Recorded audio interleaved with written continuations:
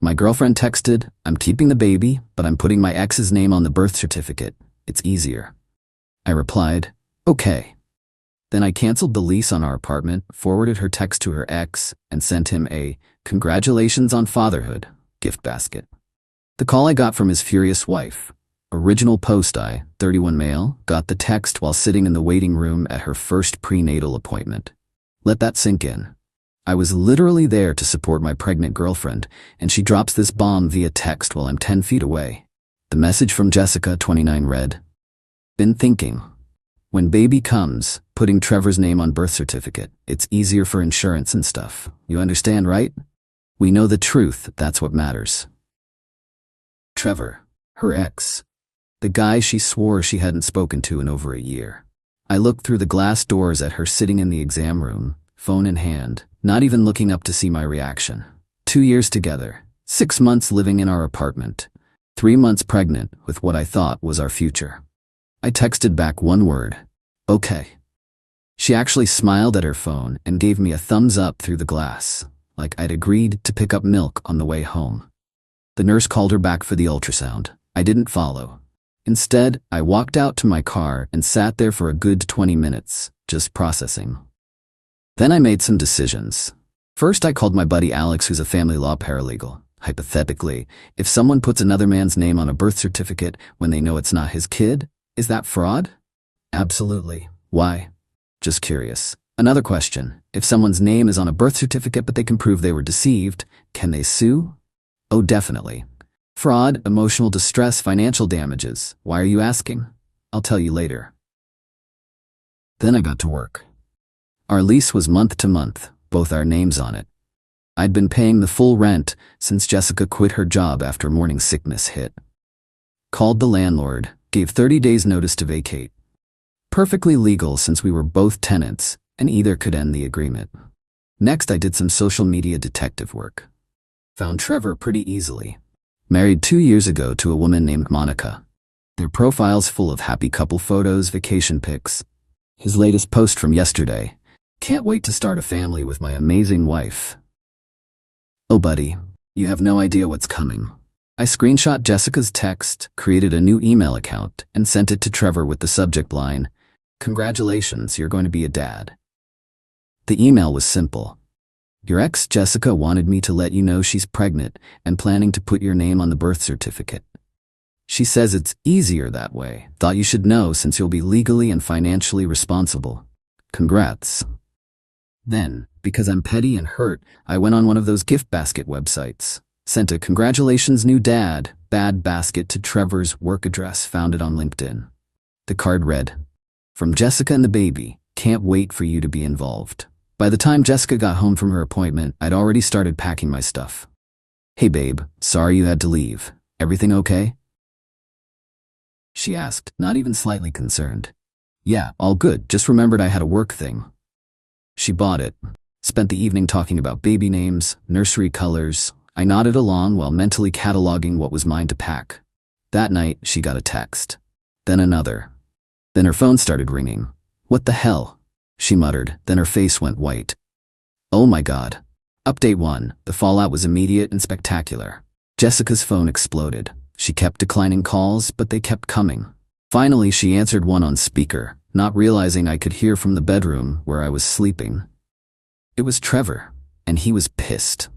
"What the hell, Jessica? What baby? What birth certificate? I don't know what you're talking about. Don't lie to me. Someone sent me your text about putting my name on a birth certificate. Monica is losing her mind. She thinks I cheated."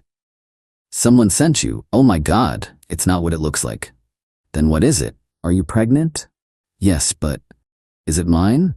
Long pause. "No." "Then why the hell would you put my name on the birth certificate?" "It's complicated.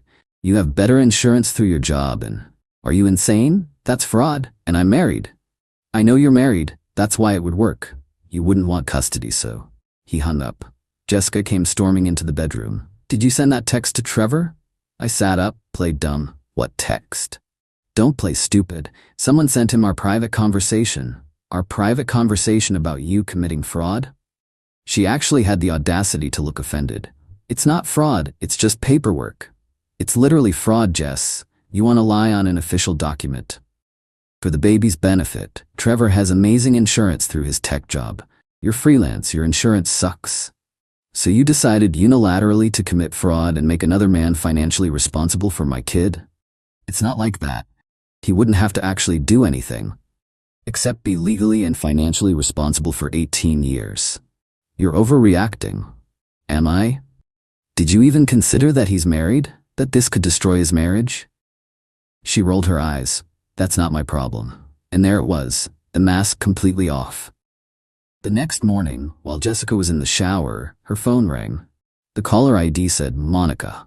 I let it go to voicemail, but Jessica played it later, not knowing I was listening from the hallway. You pathetic, home-wrecking piece of trash. Trevor told me everything. If you put his name on any document, I will sue you into oblivion. I'm a lawyer, sweetie, and what you're planning is fraud. Stay away from my husband, or I'll destroy you. Jessica actually laughed. She's so dramatic. That afternoon, I got a call from an unknown number. It was Monica. Are you Jessica's boyfriend? For now. You sent that email to Trevor? I can neither confirm nor deny. Thank you. He was about to unknowingly become legally responsible for a child that isn't his. You saved us from a nightmare. He should probably talk to a lawyer, document everything. Already on it, can I ask, is the baby yours? Supposedly. Supposedly. Well, she wanted to put another man's name on the birth certificate because it's easier. Makes me wonder what else she considers easier. Monica was quiet for a moment. Get a paternity test. Already planning on it.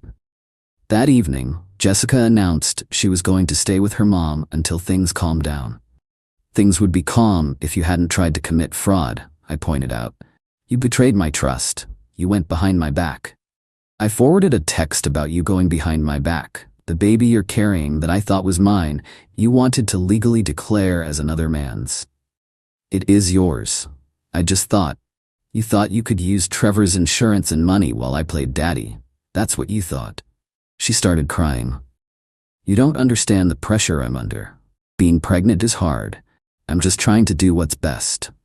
What's best is not committing fraud. She packed a bag and left. 20 minutes later, I got a text from her mom, Diane. How dare you stress out my pregnant daughter? She's fragile right now. I responded, your daughter tried to commit paternity fraud. That's a felony in this state. She was just confused. Pregnancy hormones. Hormones made her plan fraud? You're heartless. I didn't respond. The next day, I took the day off work and moved all my stuff out. Left all the furniture, it was mostly hers anyway, but took everything I'd bought. TV, gaming console, coffee maker, the good pans. Petty? Maybe. Satisfying? Absolutely. Left a note. Lease ends in 30 days. Your mom can probably help with rent. Good luck with Trevor's insurance. Update 2. Jessica lost her mind when she came back to a half-empty apartment and an eviction notice. The text started immediately. Where are you? Where's your stuff? The landlord says you ended the lease? You can't do this, I'm pregnant? Answer me? This is illegal. I'm calling the cops. She actually did call the cops. They called me. I explained I'd ended a month-to-month lease that I was on and removed my own belongings. They told her it was a civil matter. Then came the family brigade. Her sister Lauren called first. You need to man up and take care of your responsibilities. My responsibility? She wanted to put another man's name on the birth certificate. She explained that it was for insurance purposes. That's called fraud, Lauren. It's illegal. You're abandoning your child. I'm not abandoning anyone. I'll take a paternity test when the baby's born. If it's mine, I'll be there. But I'm not staying with someone who thinks fraud is a casual solution to insurance issues. Her dad, Robert, tried next. Different approach. Son, I know Jessica made a mistake, but a mistake? She planned to lie on an official document and make another man legally responsible for a child. She wasn't thinking clearly. She was thinking clearly enough to text me about it while I was in the waiting room of her prenatal appointment. That's pretty calculated. Can't you forgive her? For the baby? I can co-parent if the baby's mine, but I can't trust her. She showed me who she is. Meanwhile, the Trevor situation was escalating. Monica had gone full scorched earth. She'd hired a lawyer to send Jessica a cease and desist letter, warning her that any attempt to put Trevor's name on any documents would result in immediate legal action. Jessica, in her infinite wisdom, decided to try and smooth things over by messaging Trevor directly. I know because Monica forwarded me the screenshots. We'd been in contact, comparing notes. Jessica: Hey, I'm sorry about the misunderstanding. Can we talk? No, don't contact me again. It's not what you think. I just needed help with insurance. Trevor: That's fraud. My lawyer says any further contact will be considered harassment. Your wife made you get a lawyer? Controlling much? My wife saved me from being baby-trapped by my crazy ex. I'm blocking you. Jessica then tried to play victim on social media. Posted about how some people can't handle a woman trying to provide for her baby, and the betrayal when you thought someone loved you. The comments were not what she expected. One mutual friend: Didn't you try to put your ex's name on the birth certificate? Another: That's literally fraud, hun. Her cousin: Girl, delete this. You're embarrassing yourself. She deleted the post within an hour. Then came the real kicker. Jessica's mom called me crying. Please come back. Jessica's having complications from the stress. What kind of complications? High blood pressure. The doctor says she needs to avoid stress. Then she should probably stop trying to commit fraud and manipulate people. How can you be so cold? That's your baby. Is it because she was pretty eager to legally declare it as Trevor's? She made a mistake. No, Diane. A mistake is forgetting to buy milk. This was a calculated plan to defraud someone and commit a felony. The guilt trips continued for days. Pictures of Jessica looking sad. Messages about how the baby needs a father. Sob stories about struggling pregnant women. But here's the thing. I'd already consulted a lawyer. If the baby was mine, I'd fight for custody. Given Jessica's attempted fraud, documented by her own texts, I had a good case. Final update. It's been 3 months since everything went down. The baby was born 2 weeks ago. A little girl named Sophia. I was there for the birth. Not in the room. Jessica didn't want me there, but in the hospital. I'd made it clear through my lawyer that I wanted a paternity test immediately. Jessica fought it at first, claimed it was insulting, and proved I never trusted her. But when the hospital staff explained I had the legal right to request it before signing anything, she caved. The results came back in 48 hours. Sophia is mine. The relief was overwhelming, followed immediately by rage that Jessica had been willing to deny me my daughter for better insurance coverage. But here's where Jessica's entitlement really shined. With the paternity confirmed, she expected me to immediately move back in and be a family. See, I told you she was yours. Now we can put this behind us. No, Jessica, we're not together. I'll be filing for joint custody. Her face went from hopeful to furious. You can't take my baby. Our baby. And I'm not taking her. I'm asking for joint custody. That's fair. Fair? You abandoned me while I was pregnant. You tried to commit paternity fraud. I have it in writing. She tried every manipulation in the book. Sophia needs her parents together. Should have thought of that before the fraud. I'm breastfeeding. She can't be away from me. Pumping exists. You don't know anything about babies. YouTube and parenting classes exist. I'll make sure you never see her. Good luck with that in court. My lawyer filed for joint custody immediately. Jessica countered asking for full custody with supervised visitation for me, claiming I was unstable and had abandoned her during pregnancy. The court hearing was last week. Jessica showed up playing the victim. Soft voice, tears ready, the whole performance. Her lawyer argued I was an unfit father who'd abandoned a pregnant woman. Then my lawyer presented the evidence. The original text about putting Trevor's name on the birth certificate. Text exchanges where Jessica admitted it was for insurance fraud. Monica's statement about Jessica trying to make her husband legally responsible for another man's child. The cease and desist letter Jessica received. Character witnesses, including my employer and neighbors. The judge's face was priceless. He literally asked Jessica, "Ma'am, did you actually plan to put another man's name on the birth certificate?" I was confused. Pregnancy hormones. This text seems pretty clear. You said it was easier for insurance purposes. I wasn't thinking straight. "Ma'am, attempting to falsify a birth certificate is a crime." Jessica started sobbing. Real tears this time. The ruling, joint legal custody with a graduated physical custody schedule. I get Sophia every weekend now, graduating to 50-50 when she's 6 months old. Jessica has to attend counseling for a minimum of 6 months. Any attempt at parental alienation will result in revisiting the custody agreement. Jessica lost it. Started screaming in the courthouse about how I was stealing her baby, and the judge was discriminating against mothers. The judge warned her about contempt. Her mom had to physically drag her out. The aftermath has been interesting.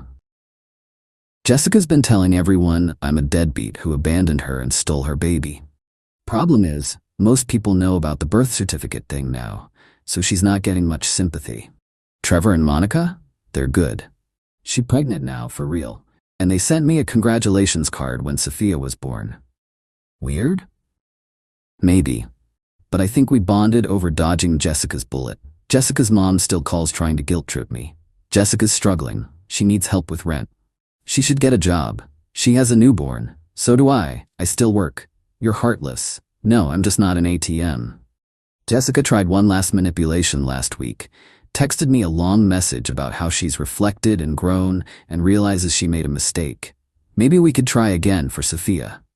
I responded with a screenshot of her original text about the birth certificate.